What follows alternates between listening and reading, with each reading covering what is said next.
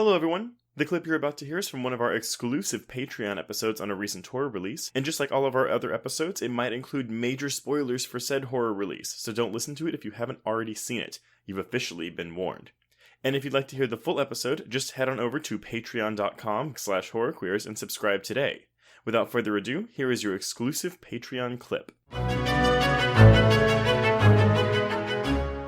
They've only recently moved into this condo, so they're doing a little bit of housewarming, and we've got Brianna's gay brother, Troy, who is played by Nathan Stewart Jarrett, who I've seen a lot of people refer to as annoying, and I'm like, oh, you just don't know gay people. Wait, like him as a person or the character? The character, yeah. I mean, come on, y'all.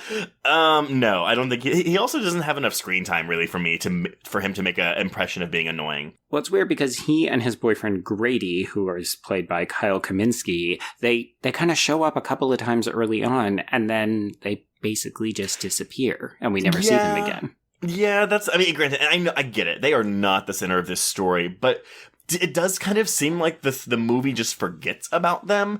And I'm not going to complain about having like an interracial queer couple like in this major studio release, like sure. yay. Yeah.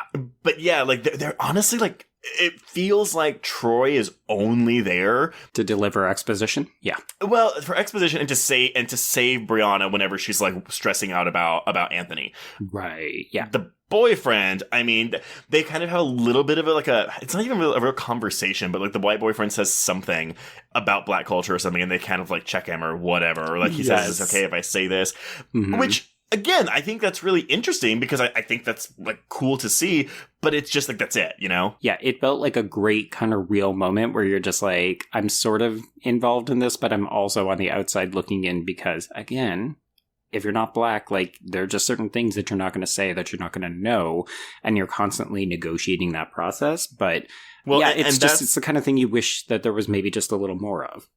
Yeah, and so that's something I'll pull one of Angelica Jade's quotes, because this is something that I didn't get because I'm a white person watching a black film, but like I get it in the sense that like if I'm a queer person watching a queer film that does this. But her quote was, Troy delivers a line that says, they love what they make, but not us.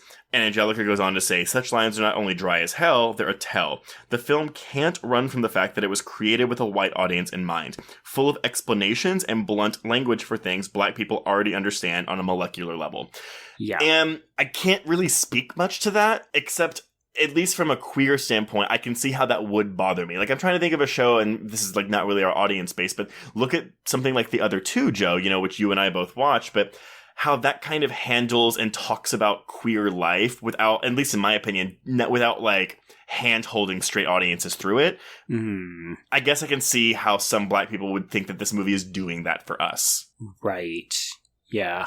And it's hard, right? Because I did feel like there were a couple of times like this where you think, okay, yeah, you are tipping your hat, you're making it a little bit obvious, you are kind of saying the quiet part out loud. And I guess for me, it didn't bother me that much. Yeah. But then I think, okay, well, if this is for me, then maybe I'm not meant to be bothered because I'm meant to be educated, like Angelica Jade Bastian says. Right. And so for me, let's say, there was a queer horror film that came out, a subtle queer horror film that came out 30 years ago, and we're getting a legacy sequel to it. I'm probably not going to want this legacy sequel to handhold people and walk them through and explain things. Like, it's like, hey, this is a movie that we're finally reclaiming as a minority group. Mm-hmm. Why are you talking to me like this, Yeah, I recently reviewed a film that was by two queer women. It's a Canadian horror film called The Retreat, and it's basically a queer women go to an Airbnb that has actually been put up as a front to attract queer people so that homophobic right-wing people can then brutalize them on a pay-per-view feed. Mm-hmm. And I remember being really frustrated with that film in particular because it is doing some of that kind of stuff where it's like, oh, but wouldn't it be horrible if there were people who didn't like you because you were queer? And I'm like, yeah, is that all you got? So, you know what? I maybe agree with that then. Like, this would be very frustrating because I've seen it and it is frustrating. Yeah, and that's all I'm saying. Like, I'm with you. It didn't bother me, but that's because, like, I'm not in the other position, right? So Right. I'm trying to be like, okay, well, as a queer person, like, what if it was flipped, and what if this was a queer thing? Like, what if we had queer man in 1992, and we get now queer man again in like to the 2021, and it does something like this, Right. Yeah. So again, Okay. it didn't bother me, but I understand that issue taken with it.